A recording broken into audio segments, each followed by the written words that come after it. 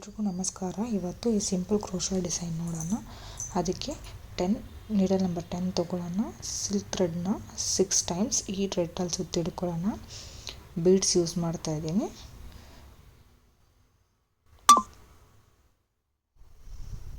ಈಗ ಸಾರಿ ಪಲ್ಲುಗೆ ನೀಡಲಲ್ಲಿ single crochet lock, ಇನ್ನೂ ಒಂದು ಸತಿ ಲಾಕ್ ಮಾಡಬೇಕು.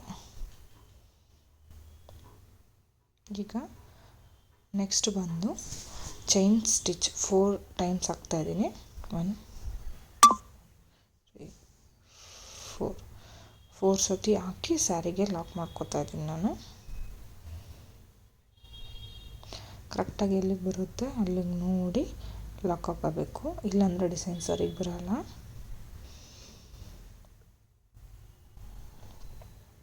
ಸಾರಿಗೆ ಲಾಕ್ ಮಾಡಿ ಡಬಲ್ ಕ್ರೋಶಾ, ಅರ್ಥ ಆಗ್ತಾ ಇದೆಯಾ? ಡಬಲ್ ಕ್ರೋಶಾ ಲಾಕ್ ಮಾಡಬೇಕು. ಸೂಜಿ ಮೇಲೆ ಒಂದು ಸತಿ ಥ್ರೆಡ್ ಸುತ್ತಕೊಂಡು ಲಾಕ್,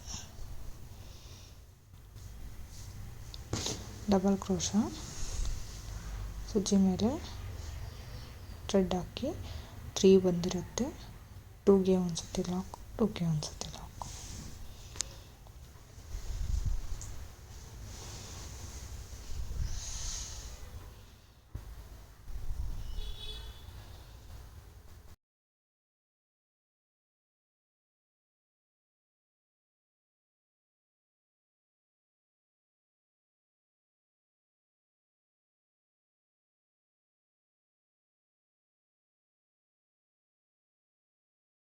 ಇದೇ ಥರ 6 ಡಬಲ್ ಕ್ರೋಶಾ ಹಾಕ್ಕೊಂಡಿದ್ದೀನಿ.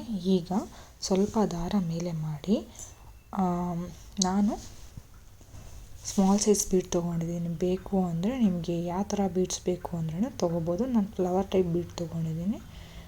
ನಿಮಗೆ ಯಾವ ಬೀಡ್ಸ್ ಬೇಕಾದ್ರೂ ಯೂಸ್ ಮಾಡ್ಬೋದು, ಇಲ್ಲ ಬೀಡ್ಸ್ ಇಲ್ಲದೇನೂ ಮಾಡ್ಬೋದು. ಲಾಕ್ ಮಾಡಿ, ಇವಾಗ ಬೀಡಲ್ಲಿ ಒಂದು ಲಾಕ್ ಮಾಡಿ, ಬೀಡ್ ಲಾಕ್ ಮಾಡಿ ಮತ್ತು ಸಾರಿಗೆ ಸೂಜಿ ಮೇಲೆ ಒಂದು ಸತಿ ದಾರ ಸುತ್ತಕೊಂಡು ಡಬಲ್ ಕ್ರೋಶಾ ಮಾಡಬೇಕು. ಸೇಮ್ ಫಸ್ಟ್ ಏನು ಮಾಡೋದು ಅದೇ ಥರ 6 ಟೈಮ್ಸ್ ಡಬಲ್ ಕ್ರೋಶಾ. ಬೇಕು ಅಂದರೆ ಇನ್ನು ಜಾಸ್ತಿನೂ ಡಬಲ್ ಕ್ರೋಶಾ ಹಾಕ್ಕೋಬೋದು, ನಮ್ಮ ಇಷ್ಟ ಡಿಸೈನ್ಗೆ. ನಾನು 6 ಟೈಮ್ಸ್ ಹಾಕಿದ್ದೀನಿ. ಬೇಕು ಆದರೆ ನೀವು ಇನ್ನೂ ಜಾಸ್ತಿನೂ ಮಾಡ್ಕೋಬೋದು, ಕಮ್ಮಿನೂ ಮಾಡ್ಕೋಬೋದು. ನಿಮಗೆ ಬೀಡ್ಸ್ ಬೇಡ ಅಂದರೆ ಬೀಡ್ಸ್ ಇರೋ ಜಾಗದಲ್ಲಿ ಸೇಮ್ 4 ಚೈನು ಹಾಕ್ಕೋಬೋದು, ಅದು ನಿಮ್ಮ ಇಷ್ಟ. ಇಲ್ಲ ಬೀಡ್ಸ್ ಬೇಕು ಅಂದರೆ ಹಾಕ್ಬೋದು.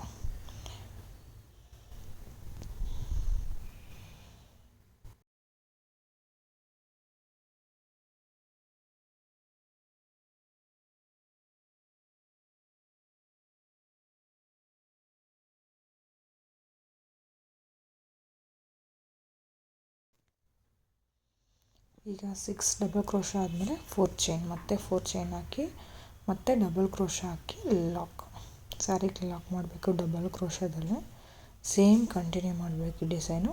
ನಾನು ಮಾಡಿರೋದು 1 ಕುಚ್ಚು, ನೆಕ್ಸ್ಟು 6 ಡಬಲ್ ಕ್ರೋಶಾ, 1 ಬೀಡು ಮತ್ತು 6 ಡಬಲ್ ಕ್ರೋಶಾ ಮತ್ತು ಕುಚ್ಚಿಗೆ ಜಾಗ, ಆ ಥರ ಮಾಡಿದ್ದೀನಿ. ಸ್ಯಾರಿ ಫುಲ್ ಅದೇ ಥರ ಕಂಟಿನ್ಯೂ ಮಾಡಿದ್ದೀನಿ.